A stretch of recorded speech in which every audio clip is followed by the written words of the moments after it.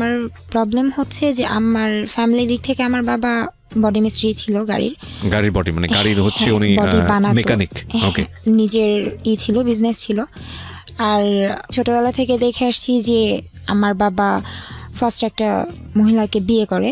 আপনার মা কি প্রথম স্ত্রী ছিল? আমার মা প্রথম ছিল। তো মহিলাটা ছিল আমাদের বাসার কাজের বুয়া বলে আমাদের বাসায়। বয়স কত বা আপনি কোন ক্লাসে পড়ছেন? আমি অনেক ছোট, একদম ছোট, পরিবারের বড় সন্তান আপনি? হ্যাঁ, সবার বড়। আচ্ছা। তো ছোটবেলা থেকে এগুলো দেখতেছি। তো আমার মা অনেক সুন্দর। তারপর আর যে মহিলাটাকে আমার আব্বু বিয়ে করে উনি অনেক খারাপ দেখতে ছিল, অনেক মানে খারাপ বলতে খারাপ না, আমার আম্মুর কাছেও কিছুই ছিল না।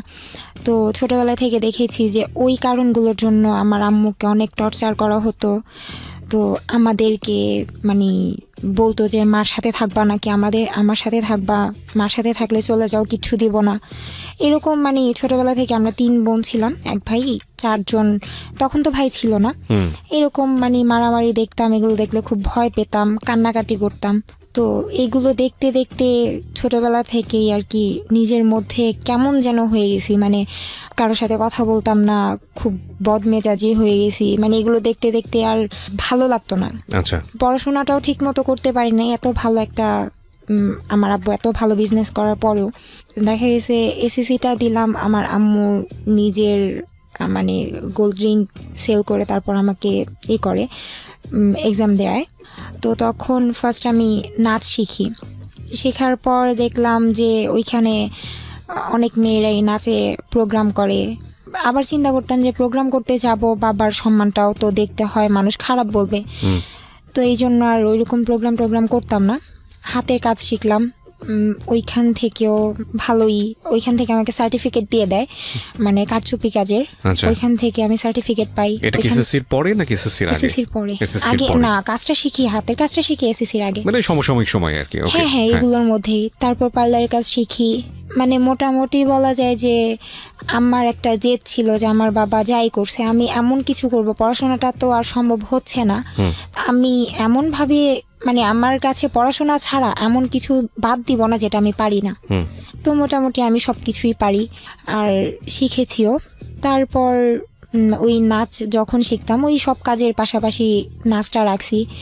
রাগ উঠলেই আমি অনেক ভাঙচুর করতাম, আর সেটা ঘরেই, আর নিজের উপরে অনেক দেখা গেছে লাইক হাত পা কাটতাম। ওই ছোটবেলা থেকে রাগটা বাড়ে আর কি। আচ্ছা।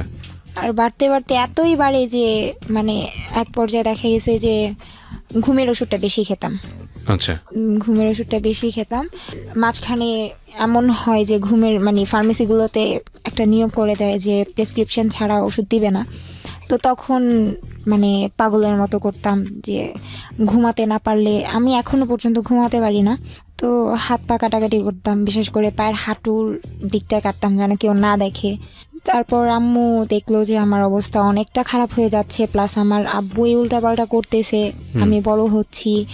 এগুলো আসলে মানে একটা মেয়ের জন্য, একটা ফ্যামিলিতে একটা মেয়ের জন্য এই দিকগুলো অনেক খারাপ। যে ফ্যামিলিতে যদি কেউ শুনে যে বাবা এরকম করতেছে, সেখানে বিয়েতেও সমস্যা হয়, প্লাস মেয়েগুলোও মানে অনেক মানে যেমন আমি বিগড়ে যাচ্ছিলাম। তখন আম্মু বলে যে ওরে একটা কিছু দিয়ে ব্যস্ত রাখতে হবে যেন ও এই দিকগুলোতে নজর না দেয়, বা এই দিকগুলোতে যেন মন না আসে। নিজের উপর নিজের রাগ লাগে, কেন এমন একটা ফ্যামিলিতে জন্ম হলাম। আর আমি আমার যেটা আমি ভুল মানে সবচাইতে বড় অপরাধ হয়েছে, আমি আমার মার সাথে খুব খারাপ ব্যবহার করতাম। তো মা শুধু কান্নাকাটি করতো, কিছুই বলতো না, শুধু কান্না করতো, বলতো তোর বাবা এগুলা করে আর তুইও কথা শোনাস। আমি জানি না আমি কেমন দেখতে, বাট আমার ফুপির ফ্যামিলি, আমার মার ফ্যামিলি সবার ভাষ্যমতে সবচেয়ে সুন্দর আমি।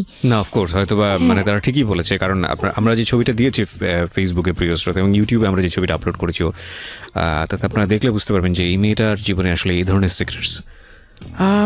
মানুষের সৌন্দর্যটা আসলে মনে বাহ্যিক দিক থেকে না, তারপরেও লুক একটা অনেক বড় ফ্যাক্ট নিঃসন্দেহে। তো সেই জায়গা থেকে অফকোর্স শি ইজ বিউটিফুল। হ্যাঁ, তারপর অনেক বিয়ের প্রস্তাব আসতো, আমি রাজি হতাম না, কারণ তখন আমার মনে হয় না মানে বিয়ে জিনিসটাকে আমি অনেক হেট করতাম, যে এইগুলো দেখতেছি আমার সাথেও যদি এগুলো হয়, মানে আমার মনের মধ্যে একটাই ছিল যে আমি বিয়ে করব যদি আমাকে ছেড়ে চলে যায়, এই ভয়ের জন্য আমি সংসার জিনিসটা পছন্দ করতাম না, ভয় পেতেন। তারপর এই যে এগুলো দেখতাম, বাবা মার মারামারি, মানে আমি এতটাই হয়ে গেছিলাম যে আমি উল্টাপাল্টা ভাবে যে আমার বাবা এগুলা করে, আমি রাগ করে আমি অনেক ছেলে ফ্রেন্ডদের সাথে ঘোরাঘুরি করতাম, আচ্ছা টি শার্ট পরে ঘুরতাম, তারপর মানে উল্টাপাল্টা যেইভাবে বাবাকে ছোট করা যায়, মাকে ছোট করা যায়, ইচ্ছা করে এগুলো করতাম ওই রাগের বশেই। তো এইগুলোর জন্য অনেক এলাকা থেকে অনেক রেকর্ড আসতো, বলতো যে এগুলা কি করে মেয়ে, এরকম বাবা যদি এরকম চলে, মেয়ে এরকম চলাফেরা করে কেমন লাগে। তো বিয়ের প্রস্তাবগুলো আসলে আমি দেখতে আসতো, তারপর আমি বলতাম আচ্ছা আমি ছেলের সাথে কথা বলবো। ছেলের সাথে কথা বললে আমি উল্টাপাল্টা কথা শোনাই দিতাম, আমি না এটা করি, আমি সিগারেট খাই, আমি হাত কাটি, এটা সেটা করি, আমি কিন্তু আপনার বিয়ে করলে এগুলোই করব।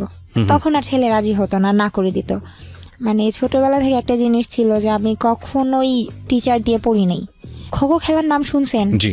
ওই খেলাতেও আমি খেলছি। আর 2008 না যেন 9-তে পেপারে আমার ছবি আসছিল, আমরা চ্যাম্পিয়ন হয়েছিলাম ওইখান থেকে স্যার ওরা সবাই বলে যে আমি তুমি পড়াশোনা করো। তো তারপর এসএসসি দেওয়ার পর আমি ভাবলাম যে না থাক, আর পড়াশোনা করে লাভ নাই, কারণ দেখা গেছে যে মার উপর অনেক চাপ পড়ে যাচ্ছে, মা এইখান থেকে সেখান থেকে টাকার ব্যবস্থা করতেছে। তো তখন পড়াশোনা বাদ দিয়ে হাতের কাজগুলো করতেছি আর এই যে ফ্রেন্ডদের নিয়ে ঘোরাঘুরি। তখন মিরপুর 11:30-তে একটা জব পাই আমি, সেটা হচ্ছে সিকিউরিটি অফিসের। Security job? না সিকিউরিটি বলতে উনি আমাকে, অফিসটা ছিল সিকিউরিটি অফিস, তো ওইখানে আমাকে বলছে যে তুমি রিসেপশনে বসবা, শুধু তুমি। আপনি লেখাপড়াটা কি তখন অফ করে দিয়েছেন? হ্যাঁ অফ করে দিয়েছি। কেন অফ করেছেন? এইসব আচরণের কারণে? এইসব আর দেখা গেছে পড়াশোনা চালাতে পারতেছি না, হচ্ছে না, কারণ একটা মেয়ের মানে টিচার ছাড়া অনেক কিছু লাগে, বই খাতা তারপর সব কিছু, এই জন্যই আর পড়ি নাই। তো ওই অফিসে স্যার যেদিন আমাকে বলে তুমি চাকরি করার জন্য আসছো, আমি বলছি জি স্যার। তুমি এতটুকু একটা মেয়ে, তুমি চাকরি করবা? যে স্যার এতটুকু মেয়ে আছে, আপনি আমাকে দেখেন, যদি ভালো লাগে রাখবেন, না ভালো লাগলে নাই।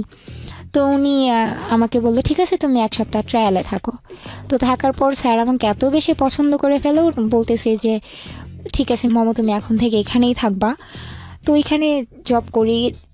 সায়দাবাদ থেকে মিরপুর 11:30 অনেকটা রাস্তা, আমি সেই সকাল ভোরবেলা বের হতাম, আর যেতে প্রায় 2.5 ঘন্টার উপরে লাগতো, তারপর ওইখানে জব করতাম। তো স্যার বলতো যে তুমি এত কষ্ট করে আসো, তুমি এখানে রুম নিয়ে চলে আসো। তো একটা জিনিস আমি কখনো আমার ফ্যামিলিকে ছেড়ে দিইনি, যে ফ্যামিলি থেকে বের হয়ে যাই বা আমি একা থাকবো, এটা কখনো করি। ওখানে কি বেসিক্যালি আপনার ফ্রন্ট ডেস্ক অফিসার ছিলেন আপনি, রিসেপশনিস্ট ছিলেন? আচ্ছা। তারপর ওইখানে 1 মাস জব করার পর তারপর এর চাইতে ভালো একটা জব পেলাম। মানে দেখা গেছে যে এটা অনেক দূর হয়ে যায়, সেক্ষেত্রে আমার স্যালারি ছিল ওই সময়, আমার স্যালারি বলেছিল 8,000 টাকা, উনি দিয়েওছে 8,000 টাকা। তারপর মানে বসুন্ধরাতে আসলাম, বসুন্ধরা সিটিতে আমার এক দাদা আমাকে জব নিয়ে দেয়। ওইখানে ফার্স্ট ছিল 5,000, তারপর এরকম বাড়তে বাড়তে 8,000-এর মতো হয়। তো এরকম অনেক অনেক জায়গায় অনেক ভালো ভালো জব আসছে, ওইগুলোও করেছি। তারপর আম্মু মানে উল্টাপাল্টা তো চলতেছি, দিন দিন আমার রাগ শুধু বাড়ে। পরে আম্মু বলতেছে ওরে দেশেই রাখা যাবে না, আচ্ছা ও মানে ওর এই ফ্যামিলিতেই রাখা যাবে না, ওইখানে থাকলে পাগল হয়ে যাবে। তো আম্মু আমাকে কান্নাকাটি করে অনেক অজুহাত দেখায়, দেখ তুই তো পড়াশোনা ছেড়ে দিছোস, তোর বোনদের তোর ভাইদের পড়াশোনাটা হোক, তুই চলে যা, ওইখানে তুই ভালো থাকবি, আর তুই তো ওয়েস্টার্ন ড্রেস পরে চলাফেরা করা খুব পছন্দ করস, ওইখানে তোর মন মতো সব কিছু হবে। তখন আমি ট্রেনিং করলাম। তো তখন আম্মু বলতেছে, আমি বললাম আম্মু আমি কী কাজে যাচ্ছি? বলতে তুই ফ্রি ভিসায় যাচ্ছিস, তুই যে কোনো একটা কাজ করে নিতে পারবি। তারপর দেশের বাইরে যেদিন যাব, আব্বু কিছুই জানতো না। এমনিতে আব্বু আমাদের খুব আদর করতো, আমাদের বলতে আমাকে বেশি করতো, কিন্তু আমার ভাল লাগতো না যে এই আদরের দাম কি, তুমি যদি উল্টাপাল্টাই করো এই আদরের দাম কি, তুমি ওখানে আমাদের আদরটা তুমি অন্য ছেলে মেয়েদের দিতেছো। তো এগুলো চিন্তা ভাবনা করতাম। তারপর যেদিন আমি চলে যাব তার আগের দিন আমি ব্যাগ ট্যাগ গোছানো শেষ, আব্বুকে বলতেছি, আব্বু বলতেছি কি বলো, আমার সাথে একটু যাবা? কই যাব? বলছি, তারপর আমি আমার আব্বুর হাতটা ধরে কান্না করে দিছি, বলছি যে আব্বু আমি চলে যাব। তারপর আব্বু আর কোনো কথা বলে নাই, আর আমাকে নাও করে নাই যে যেও না বা কিছু, বা তুমি কেন যাচ্ছ, রাগ, মানে ওনার মধ্যে কোনো কিছুই দেখলাম না। জাস্ট একটু মন খারাপ হয়েছে যে আমি চলে যাচ্ছি, যে একটা মেয়ে, এত ছোট একটা মেয়েও চলে যাচ্ছে, এরকম কোনো কিছু আমার আব্বুর ভিতরে ছিল না। তো এয়ারপোর্ট যখন আমি মানে পুরো রাস্তা আমি কান্না করতে করতে যাচ্ছিলাম।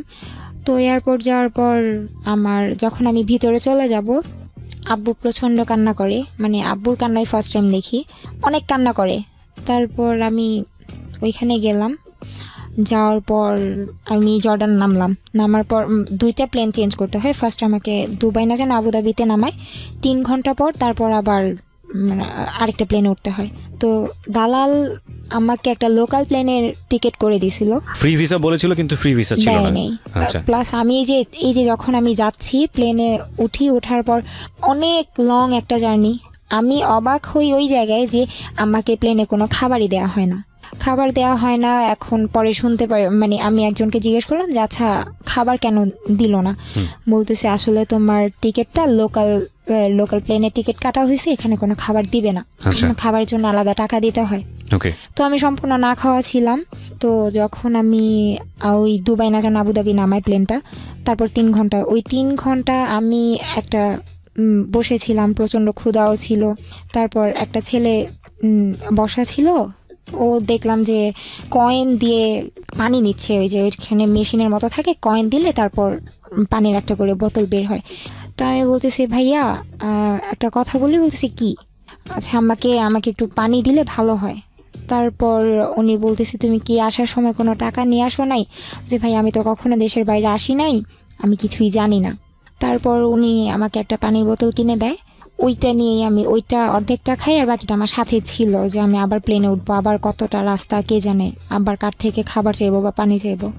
তো ওই সারাদিন প্রায় 6 ঘন্টার উপরে, দ্বিতীয় প্লেনে 6 ঘন্টার মতো না খাওয়া ছিলাম। তারপর একটা এয়ারপোর্ট নামায়, একজন এসে নাম ডাকার পর মানে আমরা যারা আছি তাদের সবাইকে নিয়ে একটা গাড়িতে করে চলে যায়। তারপর ওইখানে আমাকে ফার্স্ট একটা বাসায় দেয়া হয়। তো ওই বাসাটায় হয় মানে একটা প্রবলেম হয় যে একটা বাঙালি মেয়ে নিয়ে আসা হয়।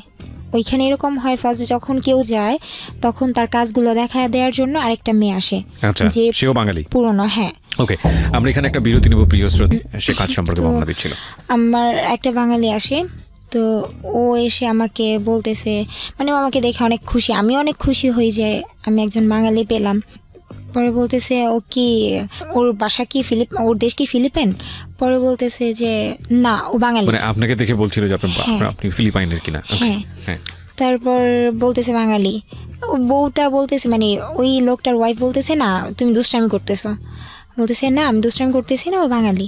তারপর যখন বাঙালির সাথে কথা বললাম তারপর উনি বিশ্বাস করলো।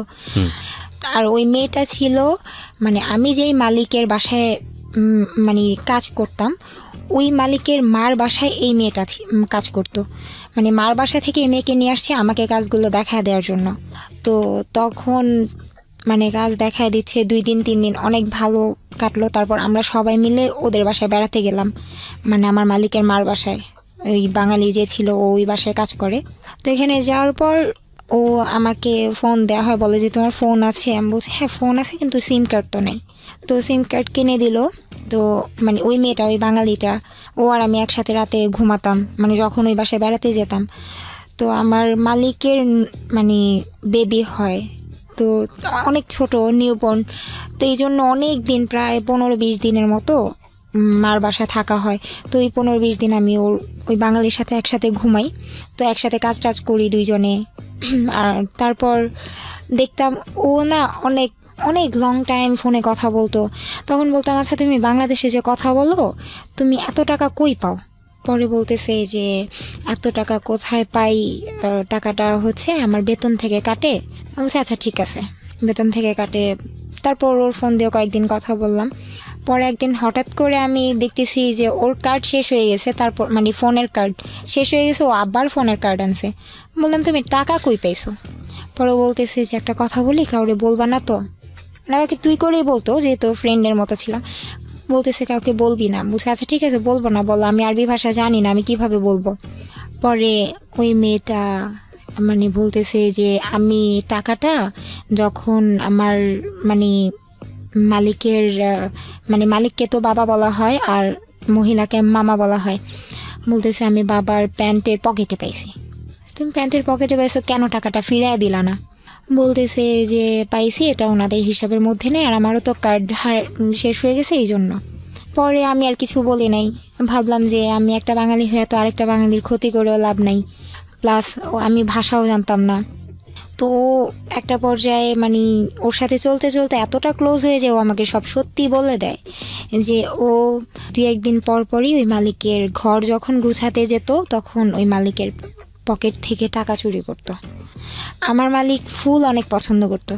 তো বলতো কি যে মানে ওই বাঙালি মেয়েটা বলতো যে আমি আর মমো 2জন গিয়ে আপনার জন্য ফুল নিয়ে আসি, এইটা বলে ও আমাকে নিয়ে বাইরে যেত। বাইরে গিয়ে অনেক দূরের একটা রাস্তা, মানে যেতে হেঁটে যেত প্রায় 20 মিনিটের মতো লাগে, এত দূরেও যেত, প্রায় 5টা-6টা করে কার্ড নিয়ে আসতো, মোবাইলের রিচার্জ কার্ড। জি। তারপর ও আমাকে বলে দেয় সবটা যে আমি এইভাবে টাকাগুলো নেই। তারপর আমি অনেক রাগ করি যে আমি এখন বলে দিব যেভাবে পারি, ওনার আমার ভাষা না বুঝুক, আমার ইশারা তো বুঝবে, আমি বলে দিব সব। তারপর মেয়েটা আমার প্রায় এক পর্যায়ে পা ধরে কান্না করে। তারপর আমি ওরে অনেক মারি, মানে আমি নিজেই ওরে মারছি। মানে অনেক রাগ লাগে আমার যে এরকম, ওর জন্য তো আমাকেও তো ভুল বুঝতে পারে যে আমি যে সত্যি কথাগুলো বলতেছি না, এই জন্য হয়তো আমারও বিপদে পড়তে হতে পারে। তো ওরে আমি মারার পর ও বলতেছে তুই আমার মারছস, আমার কষ্ট নাই, তুই শুধু বলিস না। তারপর আমার অনেক মায়া হয়, আমি আর কিছু বলি নাই। 2 দিন পরে আমরা আমাদের বাসায় চলে আসি, ওর বাসায় চলে আসার পর আমার মালিককে আমি বলতেছি যে আমার যে কার্ড দেওয়ার কথা, আমার ফোনে তো টাকা নেই, আমার ফোনের কার্ড দেন। উনি বলতেছে যে তোমার কার্ড কেন দিব, তুমি তো কার্ড নিছই। কার্ড নিছি মানে আমি ওনারে যেভাবে পারতেছি বুঝায় বলতেছি, তখন ইংলিশে যতটুকু পারতেছি বুঝাইতেছি, প্লাস সাথে আরেকটা মেয়ে ছিল নিচতলায় কাজ করতো, তো ওনারে দিয়ে বুঝাইতেছি। এখন বলতেছে যে শারমিন তো বলতেছে, মানে ওই মেয়েটার নাম শারমিন বলতেছে যে তুমি ওর কার্ড নিয়ে নিছো, প্লাস তোমার এত বড় সাহস, তুমি আমার বাবার পকেট থেকে টাকা চুরি করছো। আমি জাস্ট মানে আকাশটা আমার মাথার উপর ভেঙে পড়ছে যে আমি কি করলাম। মানে ওই মেয়েটা বুঝাইছে যে আমি ওই লোকের পকেট থেকে টাকা চুরি করছি, অথচ আমি ভাষাও জানতাম না, এই জন্য বুঝায় বলতে পারতেছিলাম না। এটা বলার পর আমি প্রচণ্ড কান্নাকাটি করি, বলি যে আমি এটা করি নাই। পরে উনি বলতেছে যে ওনাদের পাশে একটা ফ্ল্যাটের কাজ চলতেছিল, উনি বলতেছে যে ওরে নিয়ে এই ফ্ল্যাটের মধ্যে বন্ধ করে রাখো, আগামীকালকে পুলিশ আসবে, তারপর যা হওয়ার হবে। বেসিক্যালি আপনার কাজটা কি ছিল এখানে? বাসার কাজ। তো মানে আমি তো প্রথম মানে ওইখানে নতুন, যেহেতু মাত্র 15 দিন হয়েছে আমি আসছি, এর মধ্যে এত কাহিনী হয়ে গেছে। তো ওনার আমি বুঝাইতেই পারতেছি না যে আসলে এই কাজটা আমি করি নাই। আমি ওনাকে বোঝানোর ট্রাই করতেছিলাম যে আসলে আপনাদের এখানে দোকান কই, আমি তো চিনিই না। ও আমাকে নিয়ে গেছে দোকানে, আর ওই দোকানদারের কাছে আপনি একবার চলেন, আপনি জিজ্ঞেস করেন কার্ড কে নিত, আমি না ও। আসলে কথাগুলো তো বুঝায় বলতেই পারি নাই। বুঝায় বলতে পারলে হয়তো বা উনি দোকানদারকে জিজ্ঞেস করলে দোকানদার সত্যিই বলতো। তো আমি ওনারে কিচ্ছু বলতে পারতেছি না, উনি জাস্ট আমাকে হাত ধরে টেনে পাশের ফ্ল্যাটে নিয়ে তালা মেরে দেয়। তারপর আমি অনেক কান্নাকাটি করি। ওই খালি রুমটার মধ্যে, এত বড় একটা ফ্ল্যাটের মধ্যে, মানে শুধু মার কথা মনে পড়তেছিল যে মার সাথে এত খারাপ ব্যবহার করছি। তো শুয়ে শুয়ে শুধু কান্না করতেছিলাম। তো কখন সকাল হবে, সকালে কি হবে এটার জানার জন্য। তো অনেক রাত হয়ে যাওয়ার পর দেখে যে আমি অনেক কান্নাকাটি করতেছি, ওনারা এনে আমাকে ওই ফ্ল্যাট থেকে এনে ওনাদের পাশে একটা রুমের মধ্যে আবার তালা মেরে দেয়। তালা মারার পর সকাল 10টা বাজে, আমি কান্না করতে করতে কখন ঘুমাই গেছি আমি বলতে পারি না। পরদিন সকাল 10টা বাজে আমার ঘরের তালাটা খুলে, আমি টের পাইনি, আমি ঘুমাইছিলাম। তো হঠাৎ করে মানে আমি ফিল করি যে আমার বুকের উপরে কেউ পাড়া দিয়ে দাঁড়ায় আছে। সেটা হচ্ছে ওই যেই মেয়ের বাসায় আমি গেলাম, মানে আমার মালিকের বাবা, ওই মেয়েটার মালিক এসে আমার বুকের উপরে পাড়া দিয়ে দাঁড়াইছে। তারপর আমি সহ্য করতে পারতেছিলাম না, উনি আমাকে ধরে উঠানোর পর উনি আর ওনার ওয়াইফ মিলে, মানে আমার মালিক কিছু বলে নাই, আমার মালিক শুধু গালাগালি করতেছিল। আর ওই মেয়ে, আমি তাকায় দেখতেছিলাম ওই মেয়েটা খুব ভালো পোশাক পরে হাসতে আসতেছে। ওর ভাষা মানে ওরে আমি বাংলায় বলতেছি যে প্লিজ তুই এই কাজটা করিস না, তুই সত্যিটা বলে দে আমি এটা করি নাই। ও বারবার বুঝাইতেছিল যে আমি টাকা চুরি করছি। ওই সময়ে মানে বলা যায় এমনভাবে ওরা মারে, মানে আমার লাইফে মনে হয় কোনোদিন আমি এত মার খাইনি। আপনার গায়ে হাত তোলে?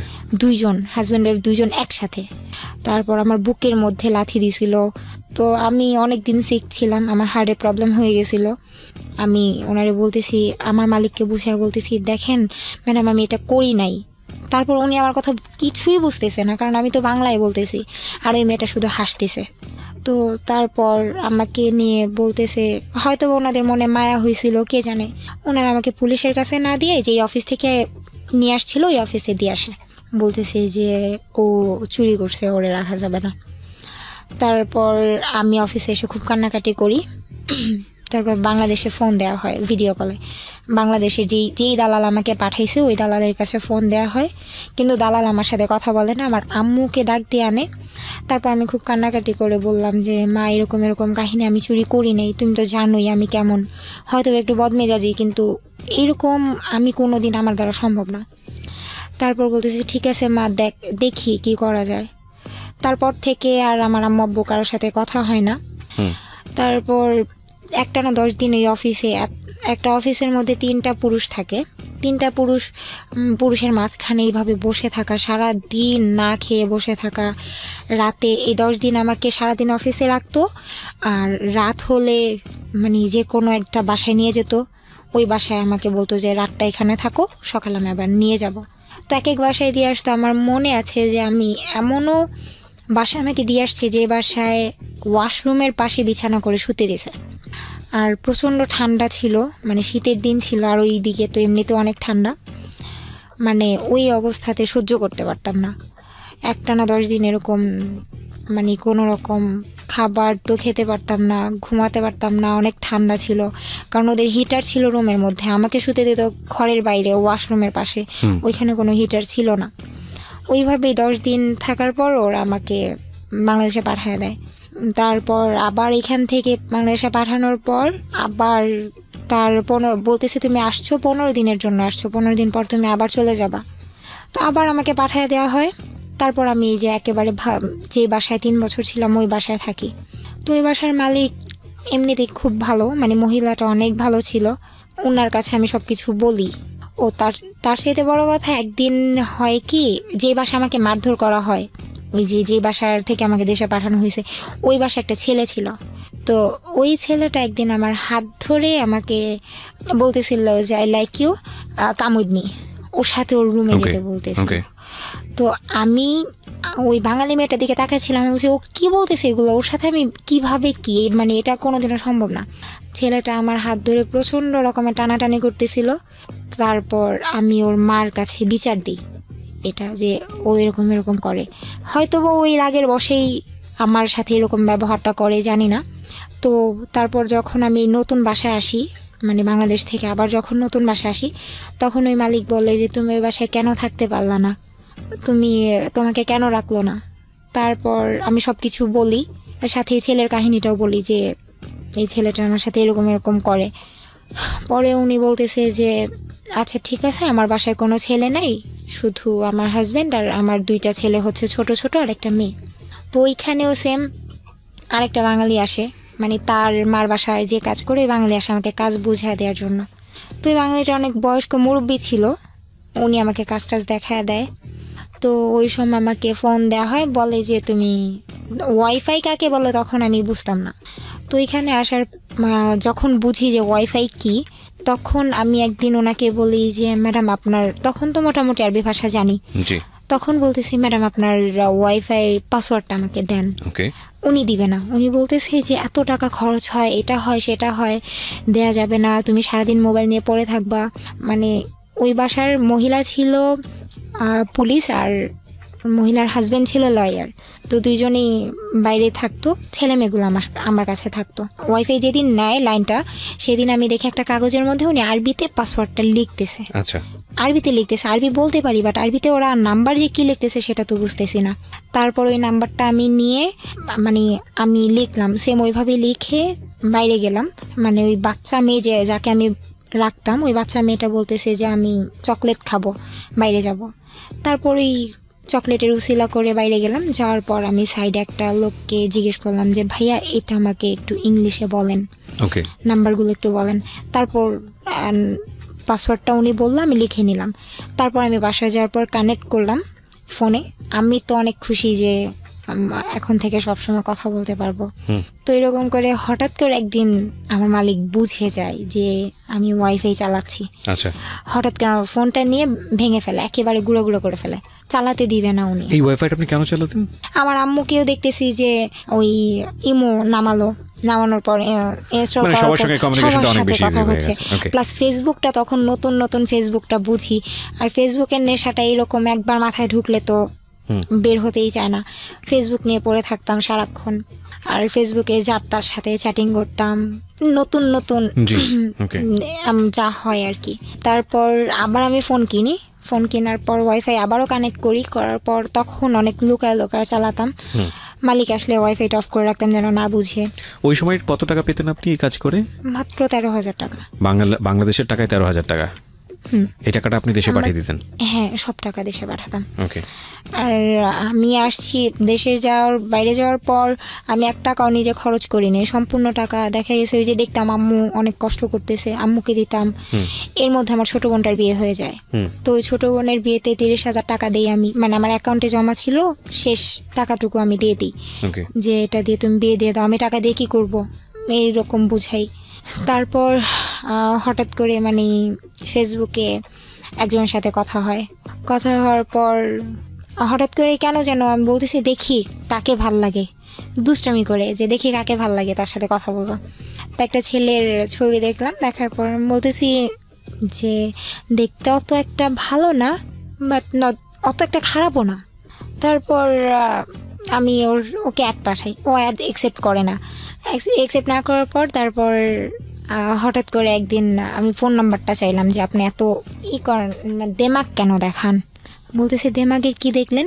বলতেছে আপনি কি ভাবেন আপনি দেখতে অনেক সুন্দর, আপনি দেখতে অনেক পচা। পরে বলতেছে তাহলে কেন নক করছেন? আমি বলছি আমার ভালো লাগছে তাই, আমার একা একা এখানে থাকতে ভালো লাগে না। আচ্ছা, হ্যাঁ, আমার সময় কাটানোর জন্য। আপনি নিজে থেকেই নক করেছেন? হ্যাঁ। আচ্ছা, আমি বললাম যে আমার সময় কাটানোর জন্য একজনকে দরকার, আমি তো আপনার সাথে প্রেম করবো না, আমি আপনার সাথে ফ্রেন্ডশিপ করার জন্য নক করছি। আচ্ছা। তারপর বলতেছে আচ্ছা ঠিক আছে। তো যখন বললাম আমি দেশের বাইরে, উনি বিশ্বাস করেনি। তারপর হঠাৎ করে একদিন আমি বলছি আচ্ছা ঠিক আছে লাইনে থাকো। লাইনে রেখে আমি আমার মালিকের সাথে আরবিতে কথা বললাম। তো ও আমার ভাষা শোনার পরে ও একেবারে মানে পাগল হয়ে যায়, বলতেছে যে তুমি এত সুন্দর করে আরবি বলতে পারো, তুমি যখন আরবিতে কথা বলতেছিলা আমি আসলে ভুলে গেছিলাম যে আসলে তুমি বাঙালি না, ওই দেশের আরবিয়ান। আর সবচেয়ে বড় কথা ওই দেশের কেউ বিশ্বাস করতো না যে আমি বাঙালি। আচ্ছা। সবাই বলতো যে হয়তো বা ফিলিপিনি আর নয়তো অন্য কোনো জায়গার, বিশ্বাস করতো না। তারপর আমিও বলতাম হ্যাঁ আপনারা যা ভাবেন তাই আমি। আচ্ছা। তারপর এই যে ওর সাথে ফোনে কথা হতে থাকে, তো তখন আমি শুনতে পারি যে ছেলেটার নাম কি ছিল? ছেলেটার নাম, ঠিক আছে। তো ওর সঙ্গে আপনি নক দিয়েছিলেন এবং আপনি কথাবার্তা বলছেন ওর সঙ্গে? কথা বলতে থাকি। ওকে। তারপর আমি একটা পর্যায়ে যে শুনতে পাই যে ও আমাকে বলতো, ওর সাথে ফ্রেন্ডশিপ ছিল মনে হয় সর্বোচ্চ গেলে 1 সপ্তাহ। আচ্ছা।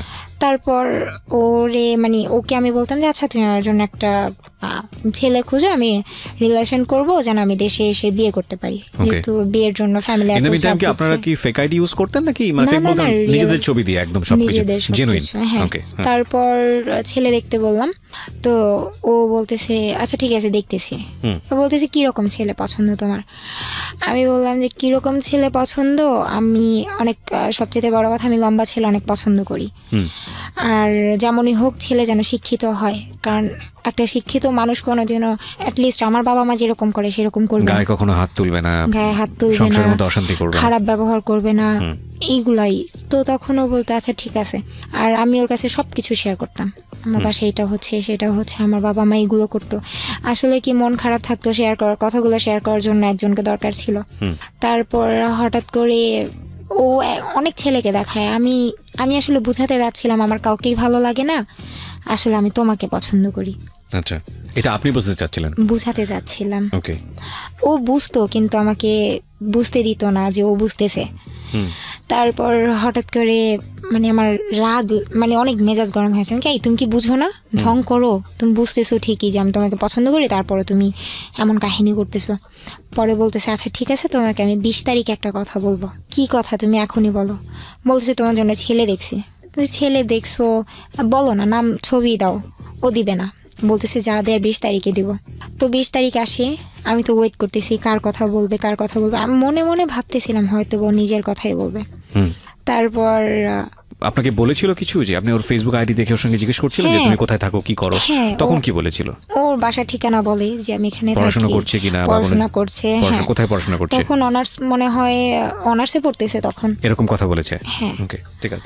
তারপর ওর সাথে কথা চলতে থাকে। 20 তারিখের ঘটনা। হ্যাঁ, রাত 12টা 1 ও আমাকে বলতেছে I think I love you. মানে কি? আপনার সঙ্গে ফেসবুকে কথা চলার কতদিন পরের ঘটনা এটা? এই তো 1 সপ্তাহ পর। 1 সপ্তাহ পর? 1 সপ্তাহের মধ্যে? 1 সপ্তাহের মধ্যে। I think I love you. Okay, হ্যাঁ। তারপর আমি বলতেছি যে কি বলছো, আমি শুনি নাই। ও বলতেছে আই লাভ ইউ। তারপর আমি অনেক খুশি যে আসলে আমি যেটা চাইছিলাম, আমি তো চাইছিলাম ও আমাকে প্রপোজ। যেখানটায় ছিলাম আমরা, মোমো। তারপর ও আমাকে বলে প্রপোজ করলো। তারপর আমি ওকে বললাম আচ্ছা আমি 5 মিনিট পর ফোন দিই। আচ্ছা। তো বলতেছে কেন 5 মিনিট পর ফোন দিবা? বলতেছে একটু কাজ আছে বলে। মানে অনেক বেশি খুশি ছিলাম। ও কি জানতো যে আপনি জর্ডানে কি ধরনের কাজ করেন? হ্যাঁ, সব জানতো, সব বলে দিছি। মানে আপনার লাইফের আদ্যপান্ত সব জানতো? হ্যাঁ। না, আর যখন ফ্রেন্ডশিপ হয় তখনই বলি যে আমি এই কাজ করি, আর ফ্যামিলি ব্যাকগ্রাউন্ড এরকম।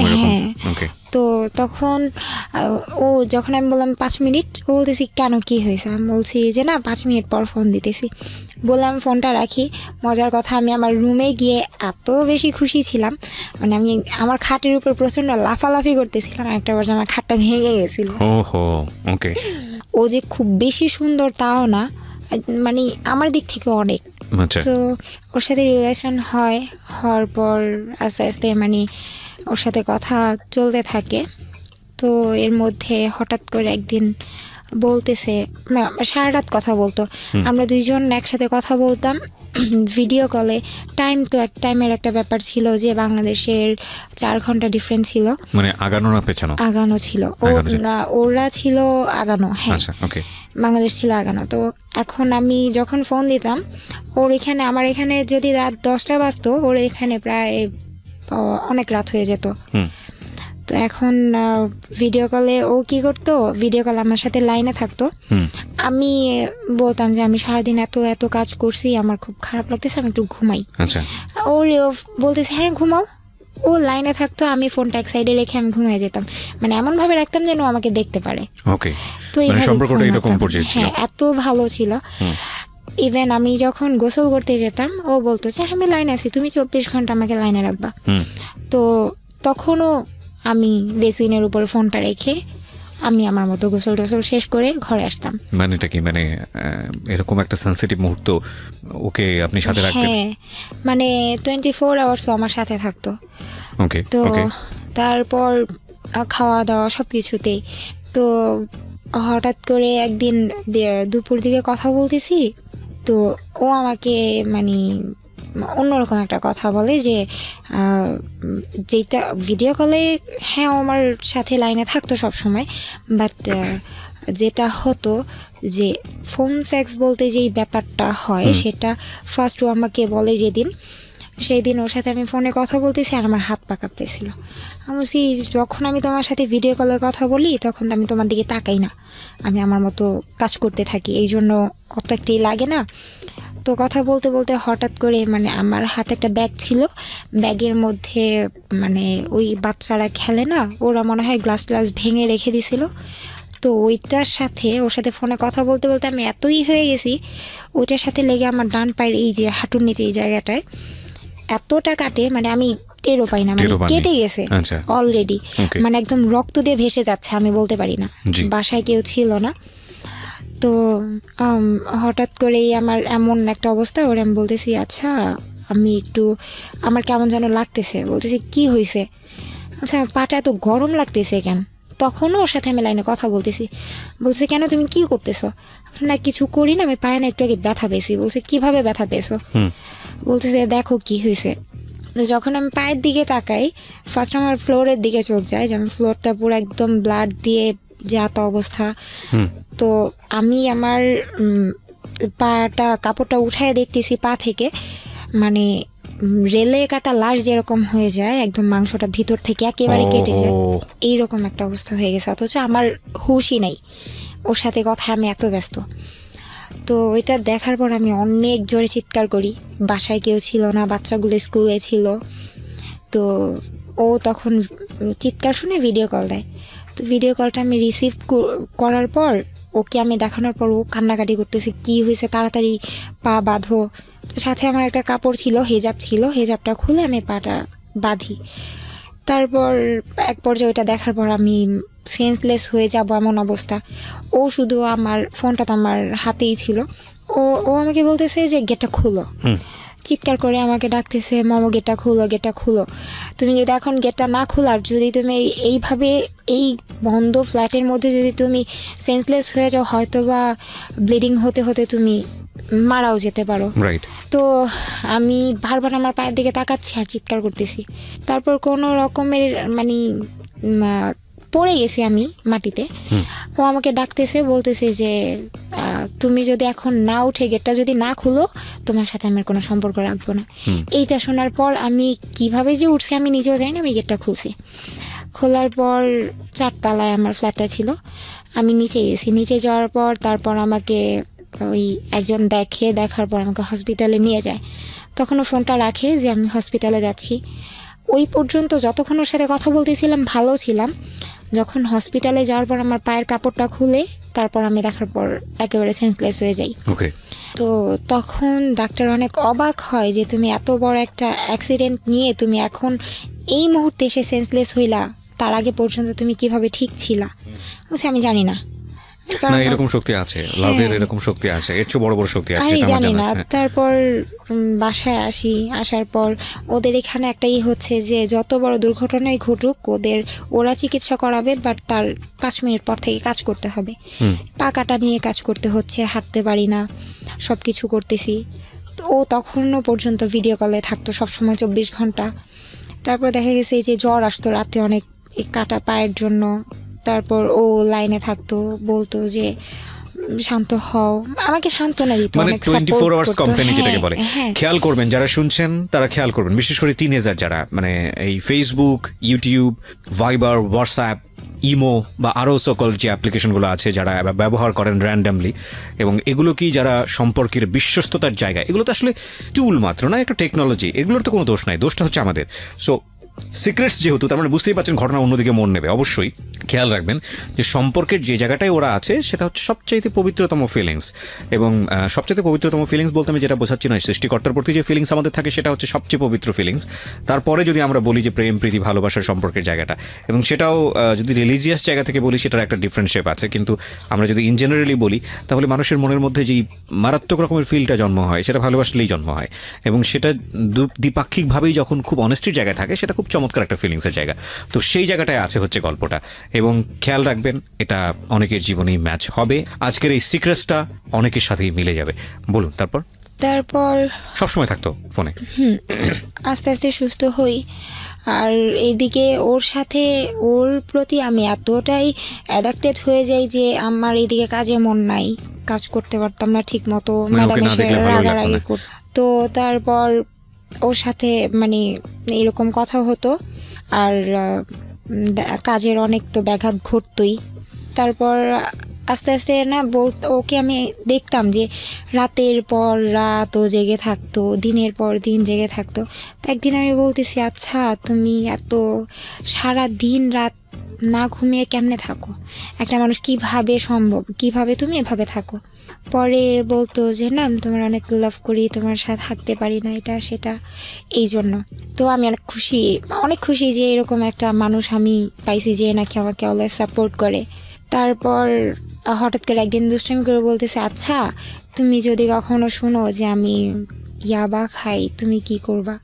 তো তখন আমি খুব বেশি চিৎকার করে কান্নাকাটি করি, আর নিজে নিজে বলতে থাকি যে কি করলাম আমি, এটা যে আমার লাইফে একজনকে লাভ করলাম, সেও ছেলেটাই বলছিল যে আমি যদি ইয়াবা খাই তখন কি করবা, মানে আমাকে বুঝাতে যদি। তো তখন আমি অনেক কান্নাকাটি করি। পরে বলছে, এই বোকা মেয়ে, শোনো, আমি অনেক সুন্দর করে গুছায় মিথ্যা কথা বলতে পারি। তো বলছি, গুছায় মিথ্যা কথা বলতে পারি মানে? বলছে, এই যে মাত্র মিথ্যা কথা বললাম, তুমি ধরতেও পারলা না, দুষ্টামি করলাম। তো এরকম মাঝে মাঝে অনেক কিছু দুষ্টামির মাধ্যমে আমাকে অনেক কিছু বলতো। তারপর ও বলতেছে, তারপর আমি বলতেছি আচ্ছা তুমি না ঘুমায় কিভাবে থাকো, তারপরে সত্যি কি তুমি আবার খাও? বলতেছে আরে বোকা না, আমি এসব করি না। তারপর রিলেশন যখন আস্তে আস্তে ডিপ হতে থাকে, তো একটা পর্যায়ে ও আমার কাছে সব কিছু স্বীকার করে যে হ্যাঁ আমি এটা করি। তো তখন আমি বলছি দেখো আমি তোমাকে এতটাই লাভ করে ফেলছি, এখন তুমি যদি এর চাইতেও বড় কিছু করো আমি তোমাকে ছাড়তে পারবো না, বাট তুমি এটা ছেড়ে দাও। পরে ও আমার সাথে রিলেশনের পর ও বলতেছে আমি এখন অনেক হ্যাপি, আমি আগে অনেক একা ছিলাম, তুমি আসার পর অনেক ভালো আছি। তো আমিও খুশি, ও খুশি, দুইজনে খুব ভালো চলতেছে। ওর ফ্রেন্ডদের সাথেও আমার কথা হতো, গ্রুপ চ্যাট হতো, সবাই একসাথে কথা বলতাম, ফোনে কথা বলতাম, তো দুষ্টামি করতাম। এখন ও আবার আমাকে ওর লাইফের কিছু স্টোরি বলতো, একটা মেয়েকে অনেক লাভ করতো, মেয়েটাকে ওর সাথে অনেক কিছু হয়েছে। তো এরকম অনেক মেয়ের কাহিনী আমি শুনছি ওর থেকে। শুনতে শুনতে শুনতে শুনতে কতগুলা মেয়ে যে হয়েছে হিসাব নাই, প্রত্যেকটার সাথে ফিজিক্যাল করছে। এগুলো বলেছে আপনাকে? হ্যাঁ। ওকে, তো আপনার খারাপ লাগতো না এগুলো শুনলে? কান্না করতাম, বুঝতে দিতাম না। তারপর আবার মনকে বুঝাতাম আসলে ও তো আমাকে সত্যিটা বলতেছে, এটাই বেশি। ও চাইলে আমাকে লুকায় রাখতে পারতো, হাইড করতে পারতো, আমি তো জানতেও পারতাম না, সমস্যা নাই। তো হঠাৎ করেই একদিন এত রাগ লাগে, রাগটা ওর প্রতি না অন্যজনের প্রতি রাগ করে আমি কাচের একটা গ্লাস ভেঙে আমি আমার হাত কাটিয়েছি। আমার হাতে এখনো দাগ আছে, হাত কাটি। তো এটা নিয়ে অনেক রাগ করে যে খারাপ মেয়েরা এগুলো করে, এটা সেটা করে। আচ্ছা ঠিক আছে আর করবো না। ও বলতেছে যে তুই অন্য কোনো কারণে কাটোস নাই, তুই অন্য কোনো ছেলের জন্য কাটছস। 24 ঘন্টা তুমি আমার সাথে আসো, আমি অন্য কোনো ছেলের জন্য কেন কাটবো? তো এটা গেল। আরেকদিন মানে আমি রান্না করতাম ওর সামনে, মানে ওই যা করার আর কি, ডেইলি লাইফ 24 ঘন্টা সে সাথে থাকতো, ও আমার সাথে থাকতো। তো হঠাৎ করে একদিন রাতের বেলা কি নিয়ে যেন ওর সাথে আমার ঝগড়া হয়েছে। এখন আমি বলছি দেখ আমি কিন্তু মারা যাব। বলছে তুই মারা যাবি। আর ও অনেক খারাপ ভাষায় গালি দিত আর মিথ্যা বলতো। সেগুলো আপনার কাছে মধুর লাগতো? হ্যাঁ মধুর লাগতো প্রথম এক্স্যাক্টলি প্রথম এগুলো মধুর লাগে, আমি কিছুই বলতাম না। তারপরে আস্তে আস্তে যখন দেখি গালির পরিমাণ বাড়তেছে, আমিও তখন গালাগালি শুরু করে দিই। মানে ও যেমন ওর বাবা মা তুলে গালি দিচ্ছে, তখন আমি ওর বাবা মা তুলে গালি দেওয়া শুরু করি। এটা কি মানে আপনাদের তখনও দেখা হয়নি, সবকিছু ভার্চুয়ালি হচ্ছে? মানে ভিডিও কলে সব হচ্ছে, ওর সামনে গোসল করতেছি, ফোন সেক্স হচ্ছে, সব হচ্ছে। তো কিন্তু ওর সাথে আমার এখনো দেখাই হয়নি। পয়েন্ট করবেন এগুলো, কারণ আমরা এই যুগেই বসবাস করি। ইনফ্যাক্ট আজকালকার যুগে একটা মানুষকে রিচ করা দেশের এই প্রান্ত থেকে বিশ্বের যে কোনো প্রান্তেই থাকুক না কেন, ইটস মানে টাইম ফ্যাক্ট, কয়েক সেকেন্ডের ব্যাপার। টেকনোলজি আমাদেরকে সেই জায়গাটায় নিয়ে গেছে। একটা সময় ছিল যখন আমরা শুনেছি এরকম আমাদের নানি দাদিদের কাছ থেকে, বাবা মায়ের কাছ থেকে, যে একটা ছেলে এবং একটা মেয়েকে প্রপোজ করতে মাসের পর মাস চলে যেত, বছরের পর বছর চলে যেত, রাস্তায় দাঁড়িয়ে থাকতে থাকতে স্যান্ডেলের তলা ক্ষয় হয়ে যেত, তারপরেও সে প্রপোজ করার সাহসটা পর্যন্ত পেত না, এবং তারপর সে সম্পর্ক মোড় নিতে তো আরও সময়ের ব্যাপার।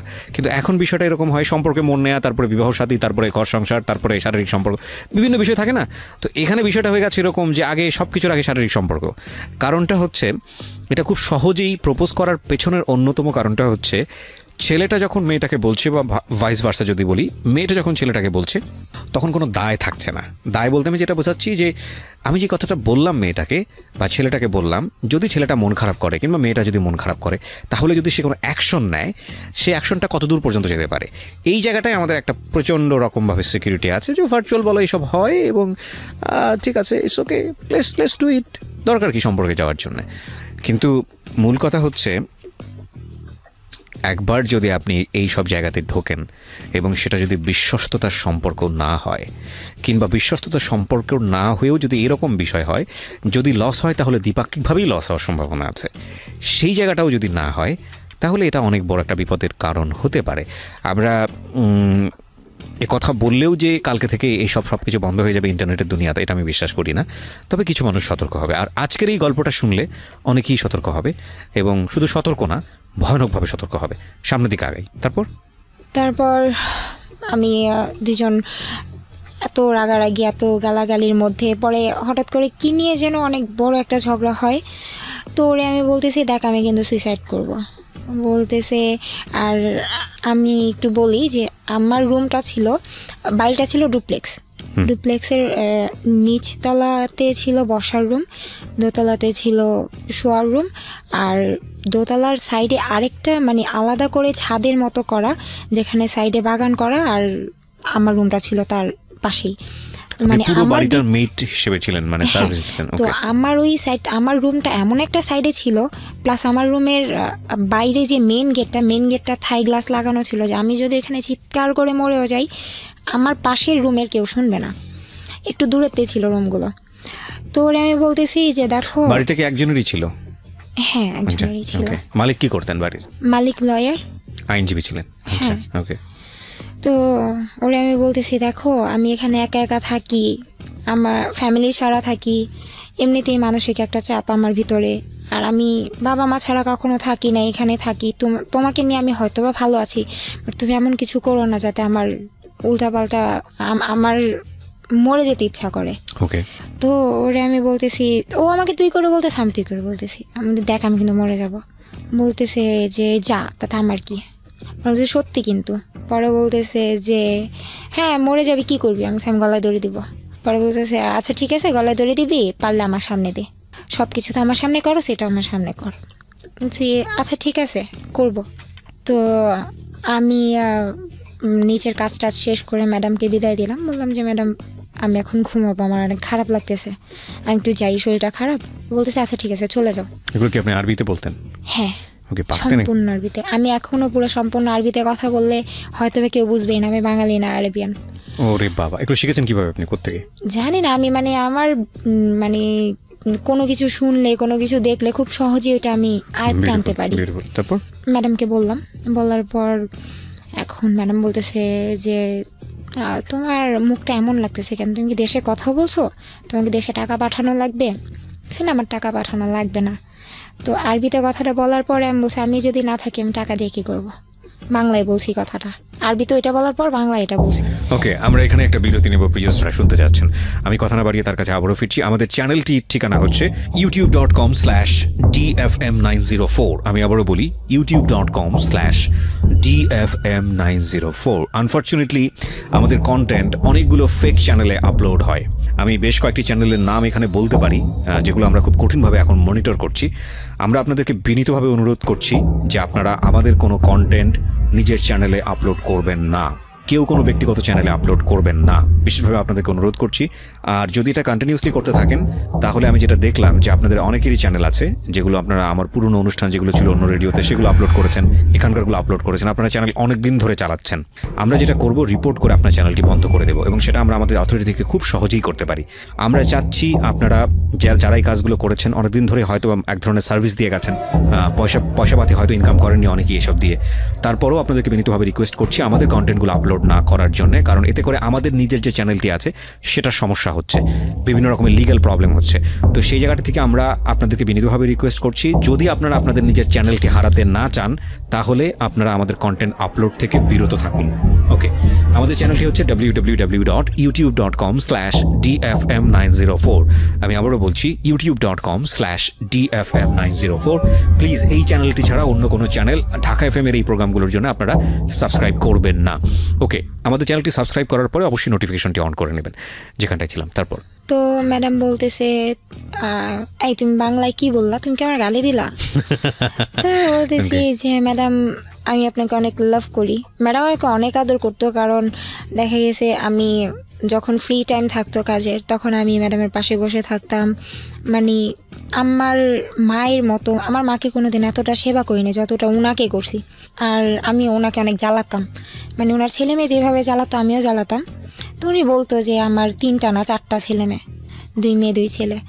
তো উনি বলতেছে তুমি আমার গালি দিলা? বলছে আমার এত বড় সাহস আছে আমি আপনাকে গালি দিব? বলতেছে আচ্ছা ঠিক আছে যাও ঘুমাও। তারপর আমি বিদায় টিদায় দিয়ে ঘুমাতে গেলাম। তো তখন আমি বলতেছি, তখনও কিন্তু লাইনে অডিও কলে, মানে যখন সামনে কেউ থাকে তখন অডিও কলে থাকে, আর আমি যখন একা থাকি তখন ভিডিও কলে। এখন কি অবস্থা আছে? আপনার ফোনে কি আছো? না না, ওকে ফাইন, ফোন অফ হয়ে গেছে। তো তারপর আমি উপরে যাওয়ার পর মানে ম্যাডাম বুঝতে পারছিল হয়তোবা যে আমার মন খারাপ। তো আমি উপরে যাওয়ার 5 মিনিট পরে উনি আমার পিছিয়ে যায় আর আমার মেন গেটের দরজাটা নক করে। আমি বলছি আপনি কেন আসছেন? আমি গেট বন্ধ করে দিলাম, আমি তো ঘুমাবো। বলতেছে যে আচ্ছা তুই গেটটা খোলা রেখে ঘুমা, তোর ঘরের গেট লাগা কিন্তু এটা খোলা রাখ। কিন্তু আমি আমার রুমের গেট কখনো বন্ধ করতাম না, কারণ আমার রুমের গেট একটু সমস্যা হতো, বন্ধ হতো না, এই জন্য মেন গেটটা বন্ধ করে ঘুমাতাম। তো আমি বলতেছি ম্যাডাম কী করবেন আপনি? বলতেছে যে আমি এখানে বসে সীসা খাবো। আমি সীসা বানাতে পারি খুব ভালো করে। আপনি? হ্যাঁ, অনেক সুন্দর করে বানাতে পারি। সীসা কি ওদের দেশে লিগ্যাল না? সবাই খায়? হ্যাঁ, সবাই খায়। ওকে। তো সীসাটা পরে আমি বলতেছে আচ্ছা তুই তো ঘুমাতে যাবি, আমার সীসাটা বানায় দিয়ে যা। তো বানায় টানে আমি রাখলাম না, ভাবছি যে হ্যাঁ উনি এই জন্যই আসবে, কিন্তু ওনার ছিল যে গেটটা খোলা রাখবে উনি। তারপর উনি চলে যায়। তো আমি তখন আমার বয়ফ্রেন্ডকে বলতেছি যে দেখো আমার অনেক খারাপ লাগতেছে, তুমি দেখ তো আমার অনেক খারাপ লাগতেছে, তুই আমার সাথে এমন করিস না। বলতেছে যে তুই না মরবি বললি, মরবি না, ভয় লাগতেছে। সে না, ভয় আমি পাই না, ভয় জিনিসটা আমার ভিতরে নাই। পরে বলতেছে যে তো মরবি মর। আমি বলছি হ্যাঁ মরবো তো। আচ্ছা দাঁড়া আমি আর আম্মুর সাথে একটু কথা বলি। তারপর ওরে কনফারেন্সে রেখে আম্মুর সাথে কথা বললাম। ওরে কনফারেন্সে রেখেছেন মানে? ও কথা বলতো আপনার মায়ের সঙ্গে? ও কথা বলতেছে না, চুপ করে শুনছে যে আসলে আপনি মার সঙ্গে এতটা প্রাইভেসি শেয়ার করা মানে ইমোশনালি ফুল হলে যেটা হয় আর কি। ওকে, বলেন। তারপর মানে যখন আমি রুমে গেলাম আর আমার রুমে যাওয়ার পরে ও বলতেছে যে মামা একটা কাজ কর। কি করব? বলতেছে তোর ফোনে যে আমার ছবিগুলো আছে ছবিগুলো ডিলিট কর। আমি ছবি ডিলিট করব, আচ্ছা করতেছি। পরে বলতেছে ডিলিট করার সময় স্ক্রিনশট দিবি, তারপর ডিলিট করার পরে গ্যালারির স্ক্রিনশট দিবি, আমি সব কিছু দেখবো, প্রুফ দে তুই যে সব কিছু কাটছস। সব কিছু ডিলিট করে দিলাম। তারপর বলতেছে আচ্ছা তোর সাথে আমার লাস্ট কল কখন, ফোন কল যখন হয়েছে ওই লিস্টটা ডিলিট কর। তারপর মানে হাসতেছিলাম যে পরে আমি বলতেছিলাম আমি যদি এই দেশে মরে যাই তোমার ওই দেশে পুলিশ ধরবে না, ভয় পাও কেন? বলতেছে তুই ডিলিট কর। করলাম, তারপর স্ক্রিনশট দিলাম যে করছি। পরে বলতেছে আচ্ছা ঠিক আছে এবার যা করার কর। তারপর আমি ওয়াশরুমে গেলাম, যেহেতু বাইরের দেশে কোনো ফ্যান এরকম আমাদের দেশের মতো ফ্যান চলে না, ওদের হয় এসি না হয় এমনিতে কিছু থাকে না। ওয়াশরুমের মানে যে জানালাগুলো থাকে সেগুলো অনেক উঁচুতে থাকে। তো ওরে আমি ফোন দিয়ে লাইনে রাখছি, ও বলতেছে, আমি বলছি আচ্ছা আমি ফোনটা রাখি। বলতেছে না আমি লাইনে থাকবো, আমি দেখবো তোর কত বড় কলিজা। তো মানে আমার এখনও বুক কাঁপতেছে, কথাগুলো মনে পড়লে এমন লাগে। তারপর ওরকে লাইনে রেখে আমি বেসিনের উপর ফোনটা রাখছি। রাখার পর কমেটের কাভারটা বন্ধ করে কাভারের উপর দাঁড়াইছি। দাঁড়ানোর পর আমি আমার বাংলাদেশ থেকে যে 3 পিস নিয়ে গেছি সেটার ওড়নাটা আমি ওই জানালার সাথে বাঁধলাম। এখন বলতেছে যে এতক্ষণ লাগে। তারপর বাঁধার পরে একদম এক পর্যায়ে ফাঁসি যেভাবে দেয় সেভাবে পুরোপুরি শেষ। ওর দিকে তাকায় দেখে ও হাসতেছে, মানে ফোনে ভাবছে হয়তো এই পর্যন্ত করে আমি নেমে যাবো, আর কিছুই করব না। তারপর একটা পর্যায়ে আমি গলার মধ্যে ওড়নাটা ঢুকানোর পর আমি পাটা ছেড়ে দিই, ঝুলে যান? হ্যাঁ ঝুলে যাই। তারপর ও খুব চিৎকার করে, লাউড স্পিকার ছিল, আমি শুনতেছিলাম। মামার নাম, ওইখান থেকে নাম তুই। তো আমি ওইখান থেকে যে নামবো, আমি তো পায়ের নিচে কোনো টুল দিয়ে নাই, আমি কমেটের উপরে দাঁড়ায় নিছি। এখন ওই পর্যন্ত পাটা আমার যাবে না, আমি নামতে পারবো না। আর আমি যে হাত দিয়ে ওড়নাটা খুলবো ওইরকম কোনো মানে স্কোপ ছিল না। তো আমার এমন অবস্থা হয়ে গেছে, ও ভয়ে ও ফোনটা কেটে দিছে। ও এটা ভয় পাইতেছিল যে কেউ যদি এসে দেখে ও লাইনে হয়তো ওর নামে কেস হবে, আর এই জন্য ও সবার আগে ওর ছবিগুলোর কলেজ সব কিছু ডিলিট করছে। করার পর জানি না হয়তো বা কপালে মরণ নাই, তার ওই যে ম্যাডাম রুম খোলা রাখছে, ম্যাডাম আসছে, আসার পর দেখতেছে যে আমার অবস্থা একেবারে খারাপ হয়ে গেছে। উনি তো চিৎকার দিয়ে সাথে সাথে এসে উনি কমেটের উপর দাঁড়ায়, তারপর কেচি দিয়ে ওনাটা কেটে ফেলে, কারণ খোলার মতো অত সময় ছিল না। তো আমাকে নামানোর পর আমি সাথে সাথে সেন্সলেস হয়ে যাই। তার কখন জ্ঞান ফিরছে আমি জানি না, তো ম্যাডাম মানে আমার জ্ঞান ফেরার পর আমাকে একটা থাপ্পড় দিছে, অনেক বলছে এইটা করার জন্য তুই উপরে আসছস। আমার মন বলছিল তুই উল্টাপাল্টা কিছু করবি, এই জন্য আমি গেটটা খোলা রাখছি, আজকের পর তুই কোনোদিন গেট লাগাবি না। তো এই ঘটনা ঘটলে তো মানে আমাদের মতো জায়গা হলে তো বাসা থেকে বের করে দিত। হ্যাঁ, কিন্তু উনি আমাকে অনেক আদর করতো, প্লাস উনি আমাকে যে নিছে ওনার বাসায়, ওনার অনেক টাকা নষ্ট করে নিতে হয়েছে। আর সবচাইতে বড় কথা, উনি আমার মায়ায় পড়ে গিয়েছিল। এটা আমি সবসময় শুনছি, সবাই আমাকে বলে যে আমি নাকি মানুষের সাথে অনেক মিশতে পারি, মানুষের মন জয় করতে পারি, জানি না। এটাও বলতো যে তুমি আমার মাকে মানায় চলতে পারবা। তো তারপর আমার যখন জ্ঞান ফিরে আমি ওকে ফোন দিই, ফোন দেওয়ার পর ওর মধ্যে কোনো ফিলিংস নাই। আবারও কথা চলতে থাকে, এরকম করতে করতে হঠাৎ আরেকদিন এমন রাগ লাগে, এমন ঝগড়া হয়েছে। আবার একদিন মানে এই ভালো চলতেছে, 24 আওয়ার্স আমার সাথে থাকতেছে, সব কিছু হচ্ছে, এর মধ্যে আবার এমন ঝগড়া হয়। আমি বলছি দেখ আমি কিন্তু আবার মারা যাবো, আবার সুইসাইড করবো। বলতেছে কয়বার করবি, কর না, তোর তো কিছু হয় না, তুই মরবি না। যে দেখো বেশি ভালো হবে না কিন্তু। পরে বলতেছে আচ্ছা তুই কী করবি কর। তারপর আমি ওইখানে ম্যাডামের রুমে ওষুধের একটা আলাদা একটা ছিল, আপনার আলাদা একটা সাইট ছিল যেখানে শুধু ওষুধ থাকবে। ওইখানে গেলাম, ওইখানে যাওয়ার পর অনেকগুলো ওষুধ নিলাম। নেওয়ার পর তখনও বলতেছে তুই কী করবি, ভিডিও কল আমার সামনে কর, তুই করবি, আমার বিশ্বাস হয় না। মানে আমাকে ও করাবেই, এটা করতেই হবে, ও দেখবে নিজের চোখে প্রমাণ।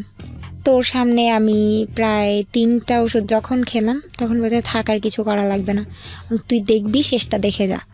শেষ পর্যন্ত আমি সবগুলো ওষুধ মানে খাওয়ার আগে পর্যন্ত মানে খাবো 5টার মতো খাইছি। তার মধ্যে আমার আরেকটা ফোন আসে, আরেকটা ফোন আসার পর আমার আম্মুর ফোন ছিল, সেটা ফোনটা ধরার পর আমি কথা বলতে বলতে মানে ইমোশনাল হয়ে যাই। মা আমার জন্য মন খারাপ ছিল, মার সাথে মা বলতেছে মমতার কথা অনেক মনে পড়তেছে। তখন আর কি বুঝলাম যে মার মন, এমন একটা সময় ফোন দিতে হলো। তারপর আমি সব ওষুধগুলো ফেলে দিই, 10টা ওষুধ ছিল, 5টা খাওয়ার পর 5টা ফেলে দিই। তারপর ওই 5টা খাওয়ার পর আমি সারাদিন আমার মানে কোনো ক্ষতি হয় নাই, কিন্তু আমার এমনিতেই খুব মাথা ঘুরতো, পড়ে যাব লাগে এরকম। তারপরে লাস্ট টাইমে যখন বাংলাদেশে চলে আসব তার আগে আরেকবার এরকম ঝগড়া হয়, তখন আমি আমার ঘরে আগুন লাগিয়ে দিই। ওখানে? হ্যাঁ, ওইখানে আমার খাট ছিল না, ওইখানে তো আপনার যেই আলাদা যেই বেডগুলো থাকে যে ফর্মের, ওইগুলো ছিল, আমি এটার মধ্যে আগুন লাগিয়ে দিই। তারপর ঘরের দরজা পর্যন্ত বন্ধ করে দিই। একেবারে ঘরে যা ছিল সম্পূর্ণ পুড়ে গেছে, আমি সেন্সলেস হয়ে গেছি ঘরের মধ্যে। তো জানালা দিয়ে যে কালো ধোঁয়াগুলো বের হয়েছে সেটা পাশের বাড়ির লোক দেখে আমাদের বাসায় লোক পাঠানো হয়, তারপরে আমাকে ওইখান থেকে বের করা হয় জানালা দিয়ে এসে। তারপর আপনার মালিক আপনাকে কিছু বলে নাই? তারপরেই তো আমাকে একদম তাড়াতাড়ি করে টিকিট কেটে পাঠিয়ে দিল। ও, এই ঘটনার পরে আপনাকে টিকিট কেটে পাঠিয়ে দেয়? আচ্ছা। যে এইভাবে রাখলে তুই যে কোনো মুহূর্তে একটা কিছু করে ফেলবি। আসার পর ভালোই সম্পর্ক চলতেছে। না দাঁড়ান, আসার পরে আপনি ওনার সঙ্গে ফার্স্ট মিট করার পর। এটা কতদিন আগের ঘটনা? কবে আসছেন আপনি? এই রোজার ঈদের, গত রোজার ঈদের। মানে 1 বছর হয়ে গেছে আপনার? 1 বছর প্লাস রোজার মধ্যে। গত রোজার ঈদের আগের রোজার ঈদ। তো এখন ওর সাথে ফার্স্ট মিট, ও আমাকে সামনাসামনি যখন দেখে, আমি যখন দেশের বাইরে ছিলাম, মানে এখন আপনি আমাকে যা দেখতেছেন আমি মোটেই এমন ছিলাম না, অনেক সুন্দর ছিলাম, অনেক ফ্যাট ছিলাম। তো ও আমাকে দেখার পর তাকায় আছে, বলতেছে যে আমি যা চাইছিলাম তার চেয়ে তো অনেক বেশি পাইছি। ফাইন, এখানে আমার একটা কথা আছে। একটা হচ্ছে যে আপনি যখন আসলেন তখন আপনি প্রতি মাসে কত টাকা পাঠাতেন ওই সময়? 13,000। ওই 13,000ই পাঠাতেন? আচ্ছা, ইনকাম তো ভালোই ছিল সবকিছু মিলে, আপনি সবকিছু মিলে ভালোই ছিলেন? হ্যাঁ, ভালো ছিলাম। এই ছেলেটার জন্য আপনার এই অবস্থা হয়ে আপনার দেশে ফিরতে হলো? তার কারণ হচ্ছে ও আমাকে বলছে বিয়ে করবে, সেই জন্য। আর আমি আসার সময় আমার বাসার কারোর জন্য কিচ্ছু আনি না, জাস্ট আমার আম্মুর জন্য। ও, ছেলেটা বলেছে বিয়ে করবে? হ্যাঁ। তো কি বলতেছিল, তুমি দেশে চলে আসো, তোমাকে বিয়ে করবে, এরকম কিছু তারা দিচ্ছিল? তারা দিচ্ছিল বলতে আমি পাগল হয়ে গেছি, বিয়ে করবে, চলে যাই, আর কষ্ট করতে ভালো লাগতেছে না। প্রায় 3 বছর হয়ে আসলো। তাহলে বাসায় আগুন ধরালেন কেন? আসার আগে ওই যে ঝগড়ার কারণে আগুন ধরিয়ে দিয়েছেন? আচ্ছা, তো আসলেন, ওই যে প্রচন্ড রাগ। তারপরে আমি শুধু ওর বাবা আর ওর দুলা ভাই ছাড়া ওর ফ্যামিলির যারা ছিল সবার জন্য আমি সবকিছু আনি, গিফট আনি, বাট আমার ফ্যামিলির কারোর জন্য কিচ্ছু আনি না। তো এই জিনিসটা ও কত বছর পরে আসলেন? 3 বছর। 3 বছর দেশের বাইরে ছিলেন, 3 বছর পরে আসলেন। হ্যাঁ। তারপর ওর সাথে ফার্স্ট মিট যখন, তখন ও বলতেছে আমি যা চাইছি তার চাইতে অনেক বেশি সুন্দর তুমি। আর ওর ফ্যামিলি সবাই ছিল কালো, এখন আমি মানে যেটা সত্যি কথা, ওর ফ্যামিলি সবাই কালো। তো বলতেছে যে তুমি তো আমার বংশের সবচাইতে বেশি সুন্দরী হবে। আমি বলছি থাক, এমন করে বলার দরকার নাই, শুধু বিয়ের টাইমে বিয়েটা করলেই হবে। দুষ্টামি করতেছিলাম। এরপর থেকে ভালো রিলেশন হচ্ছে। ফার্স্ট যেদিন আমাদের দেখা হয় সবচাইতে মানে ইন্টারেস্টেড ব্যাপারটা হচ্ছে এটা যে ফার্স্ট দিনই আমাদের ফিজিক্যাল হয়ে যায়। কোথায় মিট করেন আপনারা? মানে ও আমাকে একটা জায়গায় নিয়ে যায়, ও বলতেছে চলো আমার একটা সিক্রেট কফি শপ আছে, ওইখানে আমরা যাব। তো ওইখানে আমরা যাই। কোথায় কফি শপটা? একটা শনি একরাতে, ঢাকার ভেতরে শনি একরাতে। হ্যাঁ, তারপর তো ওইখানে নিয়ে গেল। তো এইখানে মানে এত দিন পরে ওরে আমি দেখছি। এখন এর মধ্যে কিছু হয়ে যাওয়াটা অস্বাভাবিক কিছুই না, যেহেতু ফোনে আমাদের এত কিছু হতো। তো ফার্স্ট মিট আমার মনে হয়নি ওরে আমি প্রথমবার দেখতেছি, মনে হয়েছে ওরে আমার অনেক আগে থেকেই দেখা। ওই দিন এরকম হলো কফি শপের ভিতরে, কফি শপের মধ্যে। কফি শপ এটা হয় কিভাবে? তার মানে কফি শপটা অন্যরকম ছিল। অন্যরকম বলতে কফি শপ ডিজাইনটা করা হয়েছে এরকম ভাবে, ডিজাইনটা করা হয়েছে এরকম, মানে আলাদা আলাদা সাইড ছিল দুইটা সাইডের সোফাগুলো ছিল রাউন্ড সোফাগুলো ওই রকম। যখন ভিতরে কেউ ঢুকতো তারা সোফাটা বন্ধ করে দিত, দেয়ালের সাথে বন্ধ করে দিল, এটা জাস্ট ছোট একটা রুমের মতো হয়ে যেত। উপর থেকে খোলা, উপরে তো দেয়াল। আচ্ছা, হ্যাঁ। আর এটা বন্ধ করে দিলে আলটিমেটলি এমনি কেউ এন্টার করতে না। আর পুরাটাই ছিল মানে অন্ধকার, লাইক সব ডিম লাইট জ্বালানো ছিল এরকম। তো ওইটা টোটাল কেউ ডিস্টার্ব করতো না। না, তার মানে এইরকম সোফা আলটিমেটলি এগুলো বানানো হয়েছে যাতে করে এখানে কাপড়রা আসে এবং এসব কাজ করে। ওকে, তার মানে আর পার আওয়ার্স ওরা 200 টাকা করে নেয়। ওখানে পার আওয়ার্স বসলে 200 টাকা করে নেবে। তার মানে একদম specially facilitated for this kind of illegal activities. Okay, আমার জানা ছিল না। হ্যাঁ, বলেন। তারপর ওই দিন এরকম হয়ে যায়। তারপর আস্তে আস্তে প্রায় সপ্তাহে 2 দিন করে দেখা হতো। আপনার নিজেরও তো একটু ইতস্ততা লাগার কথা, কারণ আপনাকে আমি প্রশ্নগুলো এই কারণেই করছি, কারণ আপনি সেই সময় অনেক বেশি ইমোশনাল এবং যে ধরনের পরিবারে বড় হয়েছেন সেখানে এই ধরনের অ্যারোগেন্ট গ্রো করাটাও খুব স্বাভাবিক। কিন্তু আপনি এরকম একটা খোলামেলা জায়গাতে, হাজার হলেও এটা তো এক ধরনের চরম পর্যায়ের ক্রেজিনেস না থাকলে এরকম পাবলিক জায়গাতে, আপনার জন্য তো এটা প্রথম। ভার্চুয়ালি আপনারা এক ধরনের সম্পর্কে জড়িয়েছেন সেটা আলাদা বিষয়, কিন্তু এটা তো একদম এক ধরনের পাবলিকলি এই ধরনের সম্পর্কে জড়িয়ে যাওয়া, দুজনের ফার্স্ট মিট। তার মধ্যে আপনার নিশ্চয়ই এটার মধ্যে সম্মতি ছিল। হ্যাঁ, আমার সম্মতি ছাড়া কিছু হয়তো ইম্পসিবল। রাইট, ও কিন্তু ভুল করেছে, সে কারণেই ও কিন্তু আজকে এখানে এসেছে। এবং এই ভুলের মাত্রাটা কত বড় আপনারা যখন সামনের দিকে যাবেন তখন বুঝবেন। হ্যাঁ, আমি না চাইলে কোনোদিন এটা হতো না, আর পারতো না। রাইট।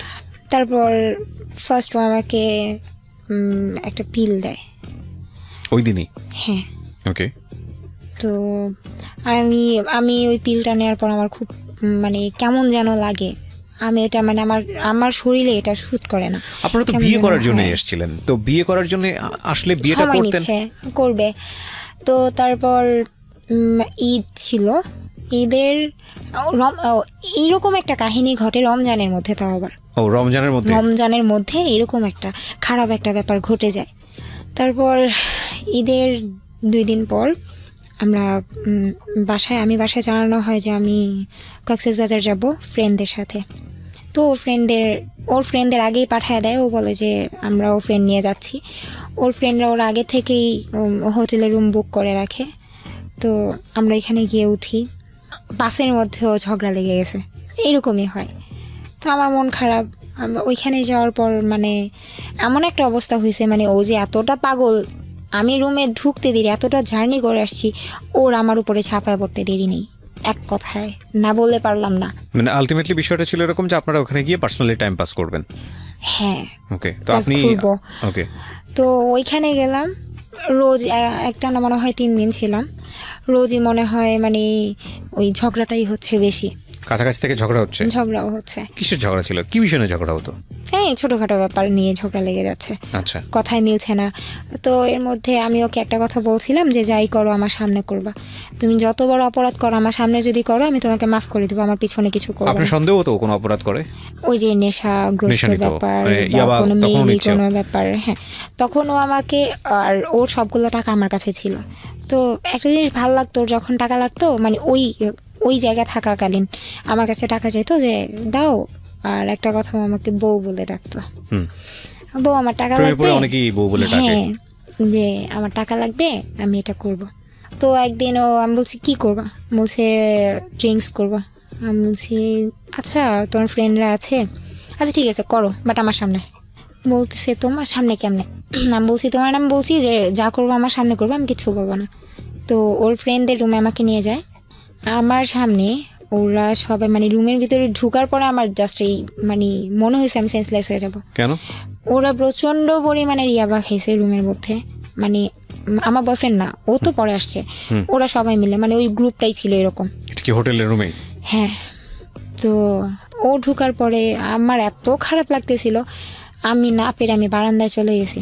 তারপর আবার ঘরে আসলাম যে এত ভাল লাগতেছে না, কতক্ষণ বারান্দায় থাকা যায়। তারপর একটা পর্যায়ে আমার সামনেই ইয়াবা খাওয়া শুরু করলো, ড্রিঙ্কস করলো, করার পর আমাদের রুমে চলে গেলাম। তো 3টা দিন মানে ও নিজে মানে এই কথাগুলো বলতেছি এই জন্য যে ও যদি কখন এটা শুনে, ও হয়তো বা নিজের মন থেকে হইলেও ও মানবে যে হ্যাঁ এটাও করছে, যে ও জানতো যে আমার লাইফের ফার্স্ট ওই ছিল। কারণ 3 দিন ও আমার সাথে ছিল, 3 দিনে মানে আমার কি অবস্থা হয়েছে আমি জানি, দিন রাত এক হয়ে গেছে। মানে ওর ভিতরে যে মানুষ বলে কিছু ছিল না, ও আমি মানে ও হয়তো বা ইয়াবা খেতো এই জন্যই হয়তো বা এরকম ছিল, আমি জানি না। ও আমাকে বলছে যে ইয়াবা খেলে নাকি এরকম হয়, সেক্সুয়াল দিকগুলো নাকি একটু বেশি কাজ করে। তো আমি বলছি তুমি ইয়াবা খেয়ে যদি তুমি এরকম করো, আমার সহ্যের একটা ব্যাপার থাকে, আমি তো কিছু খায় নেই। হ্যাঁ আমি একটা নর্মাল মানুষ, আমার খারাপ লাগে। তো ও কিছু মানতো না, ওর মতো ও করতো। তো একটানা 3 দিন এরকম, তারপর আমি প্রায় সিক হয়ে যাই, এরকম অবস্থা। মানে অমানসিকভাবে চলতে থাকে বিষয়গুলো। হ্যাঁ এগুলো চলতে থাকে। আমারও ইচ্ছা ছিল, আমি